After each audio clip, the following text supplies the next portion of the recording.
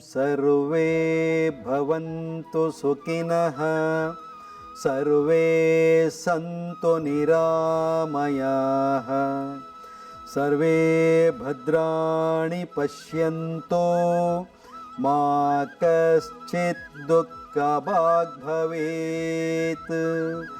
ಓಂ ಶಾಂತಿ ಶಾಂತಿ ಶಾಂತಿ. ನಲ್ಮೆಯ ದೂರದರ್ಶನ ಚಂದನ ವಾಹಿನಿಯ ಸಂಪೂರ್ಣ ಸ್ವಾಸ್ಥ್ಯಕ್ಕಾಗಿ ಯೋಗ ಕಾರ್ಯಕ್ರಮದ ಎಲ್ಲ ವೀಕ್ಷಕರಿಗೆ ಸ್ವಾಗತ. ಇಂದಿನ ಸಂಚಿಕೆಯಲ್ಲಿ ನಾವು ಥೈರಾಯ್ಡ್ ಸಮಸ್ಯೆಗೆ ಯೋಗ ಚಿಕಿತ್ಸೆಯ ಮೂಲಕ ಏನೆಲ್ಲ ಅಭ್ಯಾಸಗಳನ್ನು ಮಾಡಬಹುದು, ಅದನ್ನು ಪರಿಹರಿಸಿಕೊಳ್ಳಬಹುದು ಎನ್ನುವುದನ್ನು ಇವತ್ತು ನೋಡೋಣ.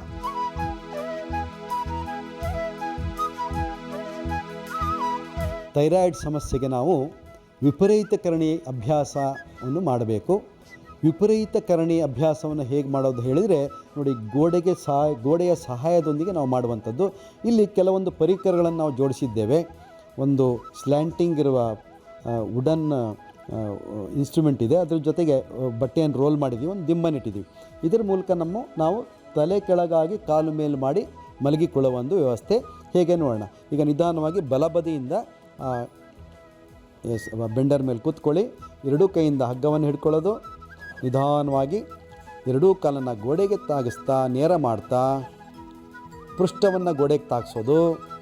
ಹಾಗೆ ನಿಧಾನವಾಗಿ ಹಗ್ಗದಿಂದ ಕೈಗಳನ್ನು ಹಾಗೆ ಕೆಳಗಿಳಿಸ್ತಾ ನಿಧಾನವಾಗಿ ನಮ್ಮ ಭುಜವನ್ನು ಇಲ್ಲಿ ಈ ರೋಲರಿಗೆ ಕೊಡೋದು. ಕೆಳಗೆ ಬನ್ನಿ. ಎಸ್, ಇನ್ನು ಮೇಲೋಗಿ ಕುತ್ತಿಗೆ ಭಾಗವನ್ನು ಈ ರೋಲಿಗೆ ಕೊಡಬೇಕು. ಎಸ್, ಹೀಗೆ. ಎಸ್, ಕೆಳಗೆ ಬನ್ನಿ. ಹಾಂ, ಹಗ್ಗ ಇಟ್ಕೊಳ್ಳಿ. ಸ್ವಲ್ಪ ಮೇಲೋಗಿ. ಎಸ್, ಹಾಂ, ಎಸ್. ಇಲ್ಲಿ ನಮ್ಮ ಕುತ್ತಿಗೆ ಮತ್ತು ಭುಜದ ಭಾಗ ಈ ರೋಲ್ ಆಗಿ ಇಟ್ಟಿರುವ ಬಟ್ಟೆಯ ಮೇಲಿದೆ. ಎದೆ ಭಾಗ ವಿಶಾಲ ಆಗಿದೆ. ಬೆನ್ನಿಗೆ ಸಪೋರ್ಟ್ ಇದೆ. ಕಾಲು ಕೂಡ ಗೋಡೆಗೆ ತಾಗಿದೆ. ಇದು ವಿಪರೀತ ಕರಣಿ ಎನ್ನುವ ಅಭ್ಯಾಸ. ಈ ಸ್ಥಿತಿಯಲ್ಲಿ ನಮ್ಮ ಕುತ್ತಿಗೆ ಭಾಗದ ಸ್ಥಿತಿಯನ್ನು ಗಮನಿಸ್ತಾ ಹೋಗೋಣ. ನಿಧಾನವಾಗಿ ಉಸಿರು ತಗೊಳ್ಳಿ, ನಿಧಾನವಾಗಿ ಉಸಿರು ಬಿಡಿ.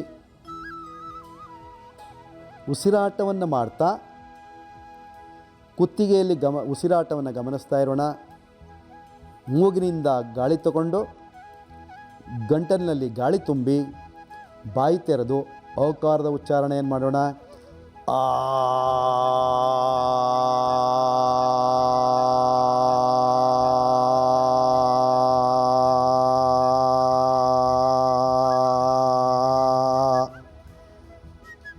ಸಹಜವಾದ ಉಸಿರಾಟವಿರಲಿ.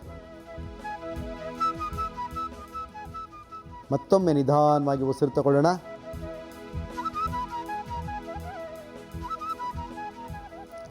ಆ.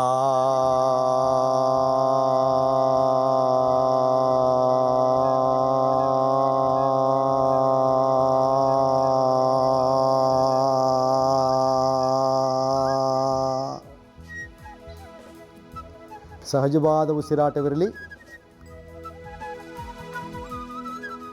ಮತ್ತೊಮ್ಮೆ ನಿಧಾನವಾಗಿ ಉಸಿರು ತಗೊಳ್ಳೋಣ. ಗಂಟಲಿನಲ್ಲಿ ಗಾಳಿ ತುಂಬೋಣ. ಬಾಯಿ ತೆರೆದು ಬಾಯಿ ಮೂಲಕ ಅವಕಾರದ ಸ್ಪಷ್ಟ ಉಚ್ಚಾರವನ್ನು ಮಾಡೋಣ. ಆ.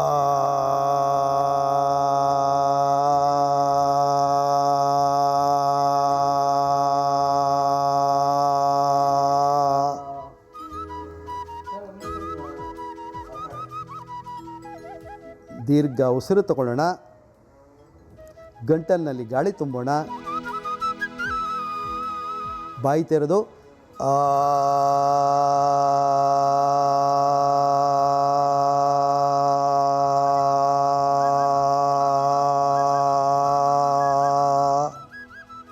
ಹೀಗೆ ಅಕಾರದ ಉಚ್ಚಾರಣೆಯನ್ನು ನಮ್ಮ ಗಂಟಲಿನಲ್ಲಿ ಉಚ್ಚರಿಸಬೇಕು. ಆಗ ನಮ್ಮ ಈ ಥೈರಾಯ್ಡ್ ಗ್ರಂಥಿಗಳು ಆ್ಯಕ್ಟಿವೇಟ್ ಆಗ್ತವೆ.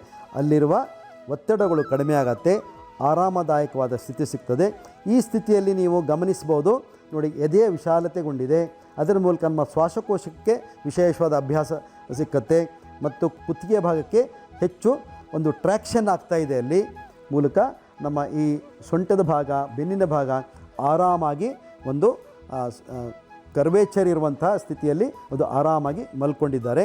ಈ ರೀತಿಯಲ್ಲಿದ್ದಾಗ ಬೆನ್ನಿನ ಭಾಗ ಮತ್ತು ಹೊಟ್ಟೆಯ ಭಾಗ, ಎದೆಯ ಭಾಗ, ಕುತ್ತಿಗೆಯ ಭಾಗ ಮತ್ತು ಮುಖ್ಯವಾಗಿ ತಲೆಯ ಭಾಗ, ಈ ಎಲ್ಲ ಭಾಗಕ್ಕೂ ರಕ್ತ ಸರಬರಾಜಿನ ವ್ಯವಸ್ಥೆ ತುಂಬ ಚೆನ್ನಾಗಾಗತ್ತೆ. ತನ್ಮೂಲಕ ಆ ಒಂದು ಗ್ರಂಥಿಯ ಆ್ಯಕ್ಟಿವೇಷನ್ಗೆ ಈ ಒಂದು ವಿಪರೀತ ಕರಣಿ ತುಂಬ ಉಪಯುಕ್ತವಾದ ಅಭ್ಯಾಸ. ಸ್ವಲ್ಪ ಹೊತ್ತು ಒಂದು 10 ಬಾರಿ, 12 ಬಾರಿ ಮತ್ತು 15 ಬಾರಿ ಸಮಾಧಾನವಾಗಿ ಆ ಆಕಾರವನ್ನು ಉಚ್ಚಾರ ಮಾಡ್ತಾ ಆಮೇಲೆ ಸ್ವಲ್ಪ ಹೊತ್ತು ವಿಶ್ರಾಂತ ಸ್ಥಿತಿಯಲ್ಲಿದ್ದು ಸಮಾಧಾನವಾಗಿದ್ದು ನಿಧಾನವಾಗಿ ಹಾಗೆ ಕಾಲನ್ನು ಮಡಿಸ್ತಾ ಕೆಳಗಿಳಿಲಿಕ್ಕೆ ಪ್ರಯತ್ನ ಮಾಡೋಣ. ಇನ್ನೂ ಸ್ವಲ್ಪ ಕೆಳಗೆ ಹೋಗೋಣ. ಎಸ್, ಇನ್ನೂ ಸ್ವಲ್ಪ ಹಿಂದಕ್ಕೆ ಹೋಗೋಣ. ಎಸ್, ಇಲ್ಲೇ ಕಾಲುಗಳನ್ನು ಅಗಲ ಮಾಡಿ ಸ್ವಲ್ಪ ಹೊತ್ತು ಹಾಗೆ ವಿಶ್ರಾಂತಿಯನ್ನು ಪಡೆಯೋಣ. ಈ ವಿಪರೀತ ಕರಣಿ ಆದಮೇಲೆ ಕೆಳಗೆ ಬಂದು ಸ್ವಲ್ಪ ಹೊತ್ತು ಈ ರೀತಿಯಾಗಿ ವಿಶ್ರಾಂತಿಯನ್ನು ಪಡಿಬೇಕು. ಯಾಕೆಂದರೆ ಕೆಲವೊಮ್ಮೆ ಕಾಲುಗಳನ್ನು ಮೇಲ್ ಮಾಡಿ ಆ ಒಂದು ಕುತ್ತಿಗೆ ಭಾಗವನ್ನು ಆ ರೋಲರ್ ಮೇಲೆ ಇಟ್ಟಾಗ ಸ್ವಲ್ಪ ಒತ್ತಡ ಆಗ್ಬೋದು ಕೆಲವೊಮ್ಮೆ. ಹಾಗಾಗಿ ಆ ಸಮಸ್ಯೆ ಬರಬಾರ್ದು, ಮುಂದಿನ ಹಂತದಲ್ಲಿ ಸಮಸ್ಯೆ ಆಗಬಾರ್ದು ಅನ್ನೋದಕ್ಕೆ ಅಲ್ಲಿಂದ ವಿಶ್ರಾಂತಿಯನ್ನು ಪಡೆದು ಮುಂದಕ್ಕೆ ಹೋಗುವ ವಿಧಾನ. ಇದು ವಿಪರೀತ ಕರಣಿ ಅಭ್ಯಾಸ. ಇಲ್ಲಿಂದ ನಾವು ಮುಂದಿನ ಮತ್ತು ಕೊನೆಯ ಅಭ್ಯಾಸವು ಯಾವುದು ಅನ್ನೋದನ್ನು ನೋಡೋಣ.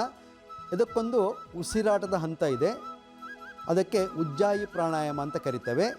ಈಗ ನೋಡೋಣ ಉಜ್ಜಾಯಿ ಪ್ರಾಣಾಯಾಮ ಹೇಗೆ ಅಂತ. ಈ ಉಜ್ಜಾಯಿ ಪ್ರಾಣಾಯಾಮಕ್ಕೆ ಈ ರೀತಿಯ ಒಂದು ವ್ಯವಸ್ಥೆಯನ್ನು ನಾವು ಮಾಡ್ಕೊಳ್ಬೇಕಾಗತ್ತೆ. ಗೋಡೆಗೆ ಒಂದು ಉರುಟಾದ ದಿಂಬನ್ನಿಟ್ಟು, ಅಂದರೆ ಬಿಗ್ ಬುಲ್ಸ್ಟರನ್ನಿಟ್ಟು, ಅಡ್ಡಲಾಗಿ ಒಂದೆರಡು ತಲೆದಿಂಬನ್ನಿಟ್ಟು ಅದರ ಮೇಲೆ ಮಲ್ಕೊಳ್ಬೇಕಾಗತ್ತೆ. ಅದರ ನಂತರ ಅಭ್ಯಾಸ ಹೇಗೆ ಅಂತ ನೋಡೋಣ. ನಿಧಾನವಾಗಿ ಬನ್ನಿ. ಬೆನ್ನಿನ ಮೂಲವನ್ನು ಆ ಬುಲ್ಸ್ಟರಿಗೆ ಕೊಡಿ, ಪೂರ್ತಿ ಹಿಂದಕ್ಕೆ ಹೋಗಿ ಕೂತ್ಕೊಳ್ಳಿ. ನಿಧಾನವಾಗಿ ಹಾಗೆ ಅದರ ಹಿಂದೆ ಮಲ್ಕೊಳ್ಳಿ. ನಿಮ್ಮ ಈ ತಲೆದಿಂಬು ನಿಮ್ಮ ಭುಜ ಮತ್ತು ಕುತ್ತಿಗೆಗೆ ತಾಗಿರಲಿ.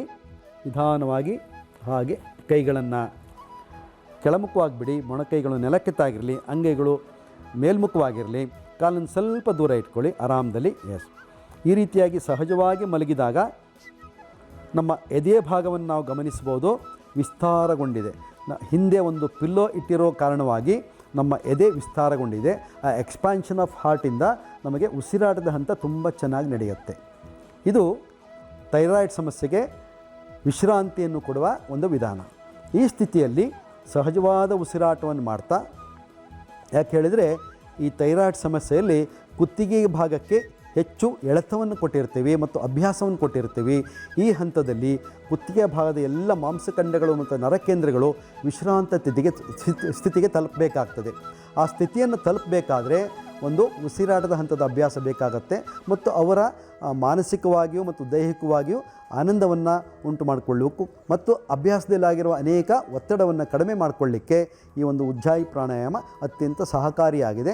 ಹಾಗಾದರೆ ಬನ್ನಿ, ಈಗ ಈ ಉಜ್ಜಾಯಿ ಪ್ರಾಣಾಯಾಮವನ್ನು ಹೇಗೆ ಅನುಭವಿಸುವುದು ಅಥವಾ ಹೇಗೆ ಮಾಡುವುದು ಅನ್ನೋದನ್ನು ಈಗ ನೋಡೋಣ. ಈ ರೀತಿ ಮಲಗಿದಾಗ ಸಮಾಧಾನವಾಗಿ ಎರಡೂ ಮೂಗಿನ ಹೊಳ್ಳೆಯಿಂದ ಉಸಿರನ್ನು ಹೊರಗಡೆ ಬಿಡೋದು, ಹೊಟ್ಟೆಯಿಂದ ಮೂಗಿನವರೆಗೆ ಗಾಳಿಯನ್ನು ಹೊರಗಡೆ ಹಾಕೋದು, ಹೊಟ್ಟೆಯಲ್ಲಿರುವ ಗಾಳಿಯನ್ನೆಲ್ಲ ಹೊರಗೆ ಹಾಕಿ ಖಾಲಿ ಖಾಲಿ ಖಾಲಿ ಖಾಲಿ ಸಂಪೂರ್ಣ ಖಾಲಿ ಆಗಬೇಕು.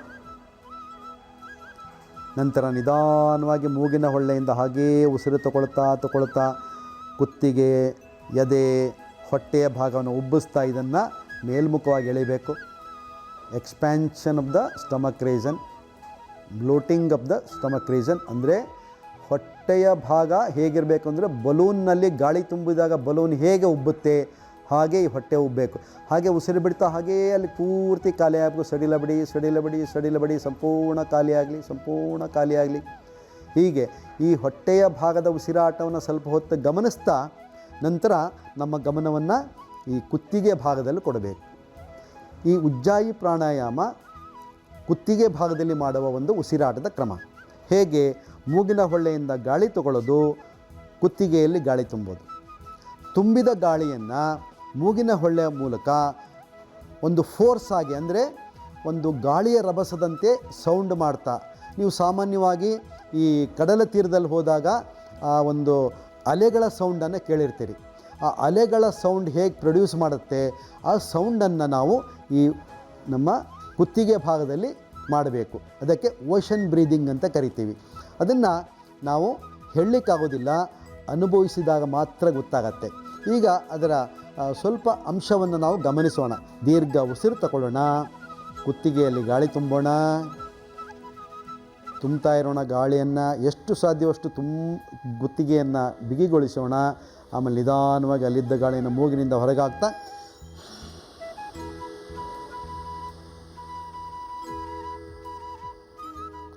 ನೀವು ಸೂಕ್ಷ್ಮವಾಗಿ ಗಮನಿಸಿದರೆ ಆ ಉಸಿರಾಟದ ಹಂತ ನಿಮಗೆ ಗೊತ್ತಾಗ್ತದೆ.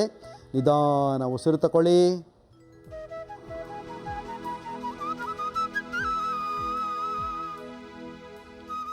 ಗಂಟಲಿನ ಭಾಗದಿಂದ ಗಾಳಿಯನ್ನು ಹೊರಗೆ ಸೂಸುವ ಭಾಗ,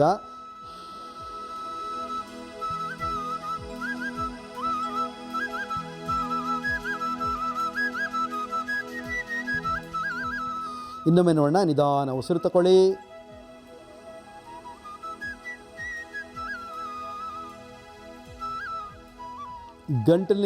ಗಂಟಲಿನಲ್ಲಿ ಶೇಖರಣೆ ಆಗಿರುವ ಗಾಳಿಯನ್ನು ಮೂಗಿನ ಹೊಳ್ಳೆಯ ಮೂಲಕ ನಿಧಾನವಾಗಿ ಹೊರಗಾಕಿ,